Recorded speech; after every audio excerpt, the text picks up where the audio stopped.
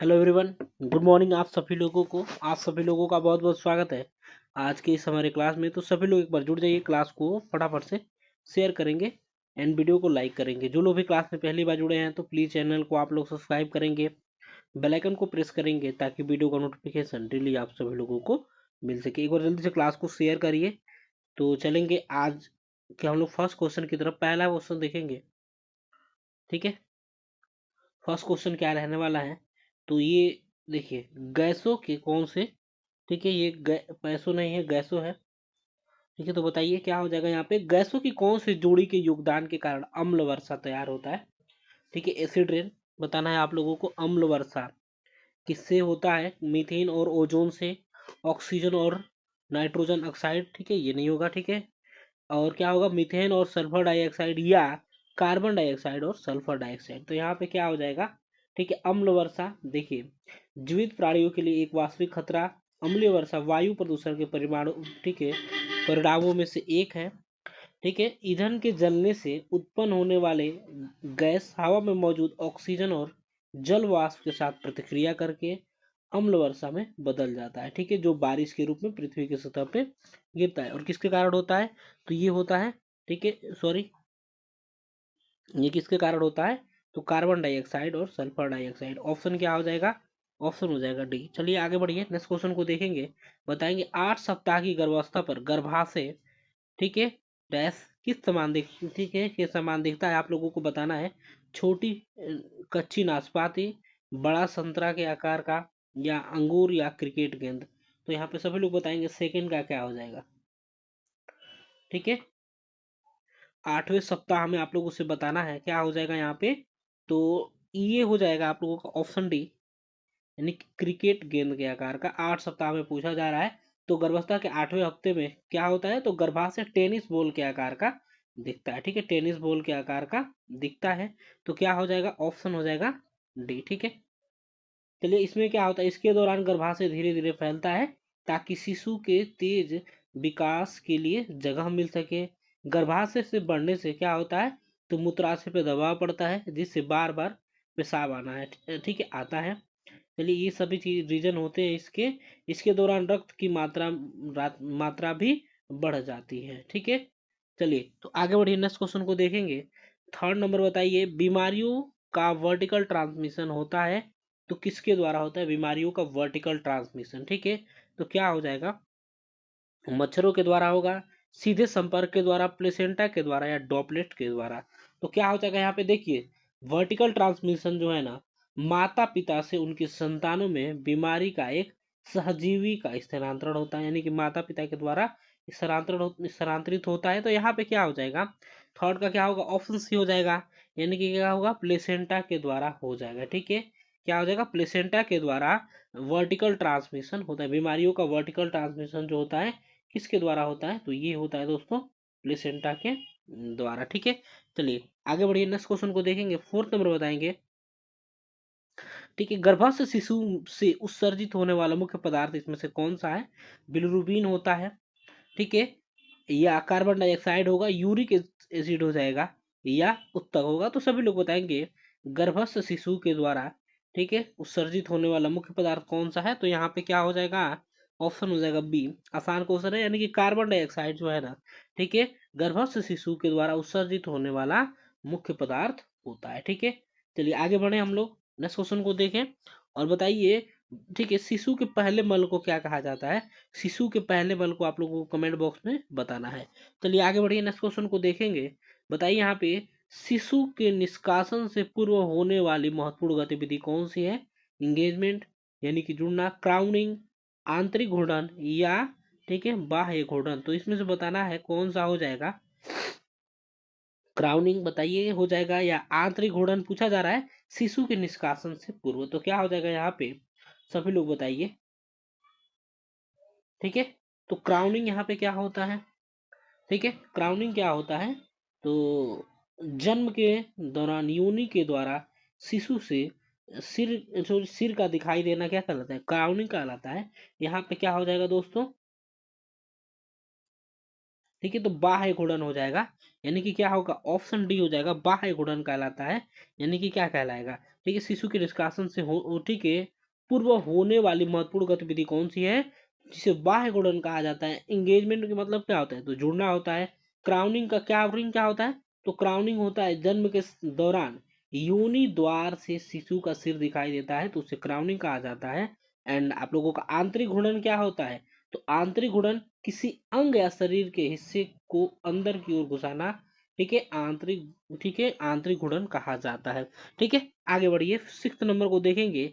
एक नर्स जानती है कि, ठीक है, गर्भावस्था की प्रथम तिमाही में शिशु की हृदय ध्वनि यानी कि फेटल हार्ट साउंड जो है का पता करने के लिए श्रेष्ठ स्थान कौन सा है, तो यहाँ बताना है श्रेष्ठ स्थान कौन सा हो जाएगा, सिम्फाइसिस प्यूबिस के ऊपर हो जाएगा, सिम्फाइसिस के सॉरी नाभि के ऊपर होगा, या नाभि पर हो जाएगा, या सिम्फाइसिस के नीचे। तो सिक्त का क्या हो जाएगा, यहाँ पे बताएंगे कौन सा, ठीक है, श्रेष्ठ स्थान होता है क्या, फेटल हार्ट साउंड पता लगाने का। तो यहाँ पे क्या हो जाएगा, ठीक है, क्या हो जाएगा आप लोगों का ऑप्शन हो जाएगा डी। ठीक है, सिम्फाइसिस के नीचे हो जाएगा, यहाँ पे ध्यान रखिएगा क्या हो जाएगा, सबसे श्रेष्ठ स्थान यानी कि प्रथम तिमाही में फर्स्ट ट्रिमेस्टर में शिशु की हृदय ध्वनि यानी कि फेटल हार्ट साउंड का पता लगाने के लिए सबसे श्रेष्ठ स्थान कौन सा है यहाँ पे, तो हो जाएगा क्या, ऑप्शन डी हो जाएगा, सिम्फाइसिस के नीचे हो जाएगा। देखिए यहाँ पे बात हुआ है सिम्फाइसिस प्यूबिस। सिम्फाइसिस प्यूबिस क्या है, तो एक नॉन सिनोवियल, ठीक है, एम्फी आर्थ्रोडियल जोड़ है जो कि दो प्यूबिस हड्डियों के संगम पर यानी कि दो, ठीक है, दो हड्डी जहां मिलते हैं वहां पे ये होता है। ठीक है, ये चीजें ध्यान रखना है। चलिए, तो नाभि के ऊपर जो है ना, पेट में दर्द कई तरह की समस्याएं का संकेत हो सकता है। ठीक है, यह दर्द, ठीक है, गंभीर भी हो सकता है। नाभि के ऊपर दर्द के, ठीक है, कुछ वजह ऐसे होते हैं, ठीक है, ठीक है, कारण हम लोग जानेंगे। तो क्या है, तो पित्ताशय में पत्थरी होने पर नाभि के ऊपर तेज दर्द हो सकता है। यह दर्द भोजन के बाद भी महसूस होता है, खाना खाने के बाद भी महसूस होता है। ठीक है, चलिए तो आगे बढ़ेंगे, 7 नंबर को देखेंगे। गर्भस्थ शिशु की वजन की गणना करने हेतु फॉर्मूला कौन सा है, ठीक है, बताइए। सभी लोग यहाँ पे बताएंगे गर्भस्थ शिशु का वजन का गणना करने के लिए कौन कौन सा फॉर्मूला का प्रयोग किया जाता है। जॉनसन का फॉर्मूला है, या सेफर्ट का फॉर्मूला है, हेडलॉक का फॉर्मूला, या उपरोक्त सभी। तो यहाँ पे क्या हो जाएगा दोस्तों, सेवन का क्या हो जाएगा, ऑप्शन डी हो जाएगा, यानी कि इन सभी फॉर्मूला का उपयोग किया जाता है, ठीक है, शिशु के वजन का गणना करने के लिए। ठीक है, यानी कि जॉनसन का फॉर्मूला, ठीक है, भी होता है। ठीक है, जॉनसन के फॉर्मूला में क्या करेंगे, तो भ्रूण का वजन का अनुमान लगाने के लिए इस्तेमाल किया जाने वाला एक फॉर्मूला है। ठीक है, इसको ध्यान रखेंगे। ठीक है, सेफर्ड का फॉर्मूला, ठीक है, ये इसका भी वजन के लिए प्रयोग किया जाता है। एंड हेडलॉक का फॉर्मूला क्या है, तो भ्रूण के वजन का अनुमान लगाने के लिए इस्तेमाल किया जाने वाला फॉर्मूला है। ठीक है, यह फॉर्मूला क्या करता है, तो सिर की परिधि को, ठीक है, बाहर रखता है। ठीक है, तो यहाँ पे क्या हो जाएगा आप लोगों का, ऑप्शन डी हो जाएगा, इन तीनों फॉर्मूला का प्रयोग किया जाता है। ठीक है, गर्भस्थ शिशु के वजन का गणना करने के लिए। चलिए आगे बढ़ेंगे, 8 नंबर क्वेश्चन को देखेंगे। किस स्थिति में नाभि नाल प्लेसेंटा के किनारों से जुड़ी रहती है, तो बताना है कि कौन सी स्थिति में, ठीक है, एंड नाभि नाल जो है प्लेसेंटा के किनारों से जुड़ा रहेगा। ठीक है, तो सभी लोग बताएंगे। ठीक है, वेटाडोर प्लेसेंटा, सरकमवेलेंट प्लेसेंटा, प्लेसेंटा, ठीक है, मेम्ब्रेंसिया, या बेलामेंटल प्लेसेंटा। तो यहाँ पे क्या हो जाएगा 8 का राइट आंसर, सभी लोग बताएंगे। ठीक है, यहाँ पे नाभि, गर्भनाल और प्लेसेंटा जो है ना, ठीक है, क्या होते हैं, नाभि और गर्भनाल और प्लेसेंटा गर्भावस्था के दौरान माँ और बच्चे से, ठीक है, जुड़े एक अहम अंग होते हैं। ठीक है, क्या होते हैं, तो गर्भनाल जो क्या करता है, गर्भनाल क्या करेगा, तो गर्भ की पहली तिमाही में बनती है। यह एक लचीली ट्यूब होती है जो कि प्लेसेंटा को, ठीक है, बच्चे के पेट से जोड़ेगी, बच्चे के पेट को जोड़ेगी प्लेसेंटा से। तो यहाँ पे क्या हो जाएगा 8 का राइट आंसर क्या हो जाएगा, सभी लोग बताएंगे। तो वेटाडोर प्लेसेंटा हो जाएगा, क्या हो जाएगा, तो वेटाडोर प्लेसेंटा हो जाएगा, ऑप्शन ए आप लोगों का राइट आंसर हो जाएगा। ठीक है, और जो लोग भी ए ऑप्शन दे रहे हैं बिल्कुल सही आप लोगों का। एक बार सभी लोग जल्दी से क्लास को शेयर कर दीजिए, सभी लोग शेयर करिए, वीडियो को लाइक करेंगे, और जितने भी लोग जुड़े हैं ना क्लास में, सभी लोग लास्ट तक जरूर बने रहेंगे। और जितने भी प्रश्न आपके आगे का छूटा हुआ है, ठीक है, उसको आप लोग, ठीक है, उसको भी आप लोग देखेंगे क्लास खत्म होने के बाद। चलिए, तो यहाँ पे क्या हो जाएगा, वेटाडोर प्लेसेंटा क्या है, एक असामान्य प्लेसेंटा है जिसमें गर्भनाल प्लेसेंटा के किनारों से जुड़ी होती है। क्या होता है, तो क्या होता है, एक असामान्य प्लेसेंटा है जिसमें गर्भनाल प्लेसेंटा के किनारों से जुड़ी रहती है, ध्यान रखना है। ठीक है, चलिए प्लेसेंटा मेम्ब्रेंसिया क्या है, तो जिसे पीएम कहा जाता है, पीएम कहा जाता है, प्लेसेंटा मेम्ब्रेंसिया जिसे पीएम कह सकते हैं। ठीक है, देखिए प्लेसेंटा की एक असामान्यता है, इसे प्लेसेंटा, ठीक है, डिफ्यूसा भी कहा जाता है। क्या कहा जाता है, प्लेसेंटा डिफ्यूसा भी कहा जाता है। यह एक दुर्लभ विकार है, इसे भ्रूण की झिल्लियां कोरियोनिक बिल्ली से ढकी होती है, इसमें ध्यान रखना है। ठीक है, यह प्लेसेंटा के विकास में असामान्यता है, ध्यान रखिए कौन सा, तो प्लेसेंटा मेम्ब्रेंसिया। ठीक है, चलिए आगे बढ़ेंगे, आगे बढ़िए नेक्स्ट क्वेश्चन को देखेंगे। नाइन्थ नंबर बताएंगे, भ्रूणीय परिसंचरण में निम्नलिखित में से किस वाहिका में ऑक्सीजन सांद्रता उच्चतम होती है, यानी कि ज्यादा होगी। भ्रूणीय परिसंचरण में निम्नलिखित में से किस वाहिका में ऑक्सीजन की सांद्रता उच्चतम होगी, नाभि सिरा हो जाएगा, या फुफ्फुस धमनी होगा, डक्टस विनोसस हो जाएगा, या डक्टस आर्टेरियोसस हो जाएगा। तो यहाँ पे सभी लोग जल्दी से बताएंगे क्या हो जाएगा, सभी लोग बताएंगे, नाइन्थ का बता दीजिए। ठीक है, नाइन्थ का सभी लोग बताएंगे, यानी कि भ्रूणी परिसंचरण में निम्नलिखित में से किस वाहिका में ऑक्सीजन सांद्रता उच्चतम होगी, नाभि शिरा में, फुफ्फुस धमनी में, डक्टस विनोसस में, या डक्टस आर्टेरियोसस में। तो यहाँ पे क्या हो जाएगा, ऑप्शन क्या हो जाएगा आप लोगों का, हो जाएगा नाभि शिरा। ठीक है, क्या हो जाएगा, नाभि शिरा जो है ना, भ्रूणीय परिसंचरण में, ठीक है, ऑक्सीजन सांद्रता उच्चतम होती है। देखिए गर्भनाल के अंदर मौजूद हो एक रक्त वाहिका होती है, नाभि शिरा क्या होती है, तो गर्भनाल के अंदर मौजूद एक रक्त वाहिका होगी। यह शिरा प्लेसेंटा से ऑक्सीजन युक्त रक्त को भ्रूण तक ले जाने का कार्य करेगा। जन्म के बाद नाभि शिरा क्या हो जाता है, तो नष्ट हो जाता है और उसकी जगह पे एक रेशेदार कार्ड बन जाता है। ठीक है, तो ध्यान रखना यहाँ पे। चलिए फुफ्फुस धमनी क्या होगा, तो हृदय, ठीक है, यहाँ पे देखेंगे हम लोग फुफ्फुस धमनी के बारे में। इसका राइट आंसर क्या हो जाएगा, ऑप्शन ए हो जाएगा, नाभि शिरा हो जाएगा। ठीक है, देखिए हृदय से निकलने वाली एक रक्त वाहिका है जो कि ऑक्सीजन रहित रक्त को फेफड़ों तक ले जाती है। ठीक है, कौन, फुफ्फुस धमनी। डक्टस विनोसस यानी कि डीवी, ठीक है, डीवी से कर सकते हैं, तो क्या है, एक संट है जो कि भ्रूण के परिसंचरण में ऑक्सीजन युक्त रक्त को ले जाएगा। क्या करेगा, तो भ्रूण के परिसंचरण में ऑक्सीजन युक्त रक्त को लेके जाएगा। यह गर्भनाल शिरा से रक्त को दाहिने अलिंद तक पहुंचाने का कार्य करेगा। ठीक है, डक्टस विनोसस, ठीक है, भ्रूण के यकृत में स्थित एक सक्रिय तुहरी के आकार की वाहिका होती है, ध्यान रखिएगा। चलिए आगे बढ़ेंगे, यहाँ पे डक्टस आर्टेरियोसस देखेंगे। ठीक है, चलिए आगे बढ़िए, हम लोग नेक्स्ट क्वेश्चन को देखेंगे। क्या हो जाएगा, टेंथ नंबर बताएंगे, मनोविदलता यानी कि सिजोफ्रेमिया किस प्रकार का मनोवैज्ञानिक रोग है। ठीक है, बताइए किस प्रकार का मनोवैज्ञानिक रोग है सिजोफ्रेमिया, यहाँ पे सभी लोग बताएंगे, आंसर करिए क्या हो जाएगा।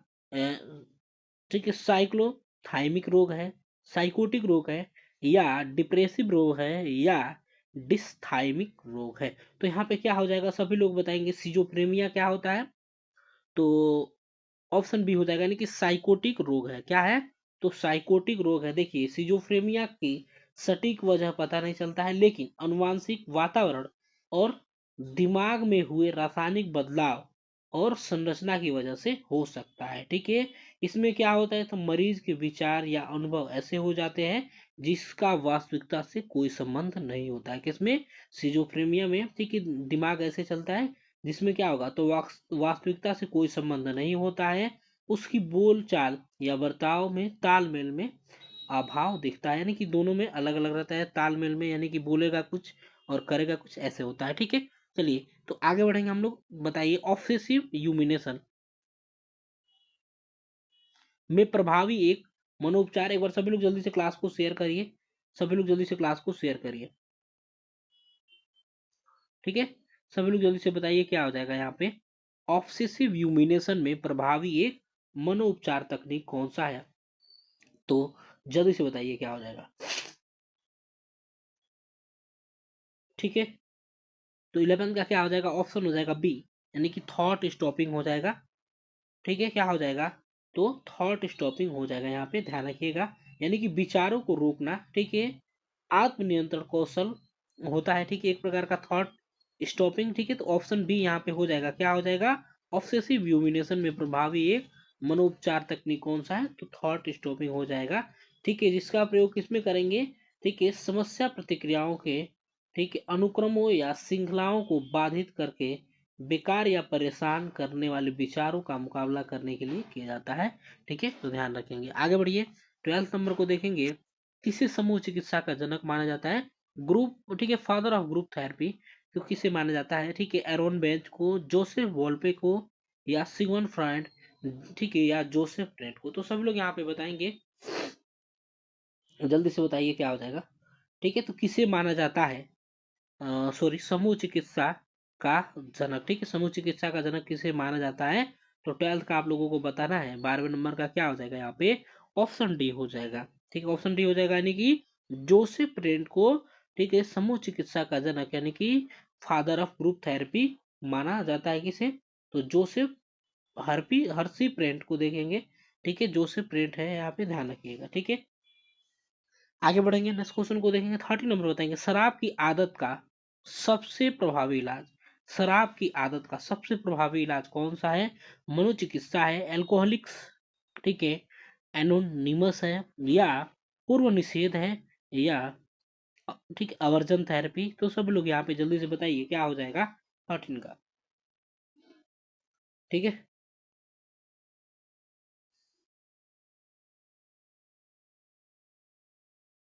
ठीक है, 13 का क्या हो जाएगा यहाँ पे बताएंगे, शराब की आदत का सबसे प्रभावी इलाज कौन सा है, आप लोगों को बताना है, जल्दी से बताइए। ठीक है, तो 13 का क्या हो जाएगा, ऑप्शन सी हो जाएगा, यानी कि पूर्ण निषेध हो जाएगा। ठीक है, पूर्ण निषेध हो जाएगा, यानी कि विद्रोल, ठीक है, विद्रोल जिसे कहेंगे। ठीक है, तो ऑप्शन क्या हो जाएगा यहाँ पे, सी हो जाएगा, यानी कि शराब की आदत का सबसे प्रभावी इलाज कौन सा है, तो पूर्ण निषेध, ऑप्शन हो जाएगा सी। आगे बढ़िए, नेक्स्ट क्वेश्चन को देखेंगे। कम से कम, ठीक है, शारीरिक व मानसिक तनाव के बाद अत्यधिक थकान, यहाँ पे बताना है। ऑप्शन डी आप लोगों का क्या है, यहाँ पे देखिए नीचे दिख रहा है। ठीक है, एनोरेक्सिया नर्वोसा है, बुलिमिया नर्वोसा है, या न्यूसर्थेनिया है, या इसमें से क्या है, तो डिसोसिएटिव डिसऑर्डर।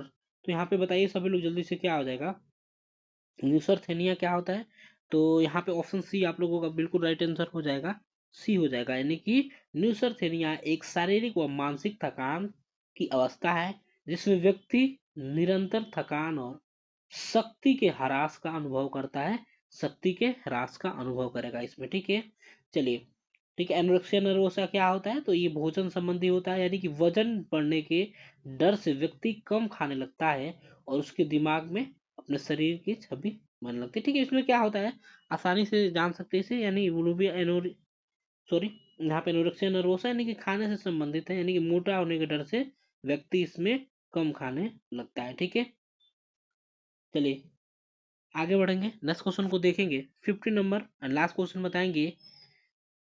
ठीक है, आप एक मानसिक रूप से विकार व्यक्ति को कैसे पहचान सकते हैं, ठीक है, तो बताइए, मानसिक रूप से कोई, ठीक है, ग्रसित है, मानसिक रूप बीमारी से ग्रसित है कोई व्यक्ति, उसे कैसे पहचानेंगे, वह उपद्रवी और हिंसक होगा, चिंता व तनाव होगा, ठीक है, अपमानजनक और हिंसक हिंसक व्यवहार होगा, या अन्य विकल्पों में से सभी। तो यहाँ पे क्या हो जाएगा, ठीक है,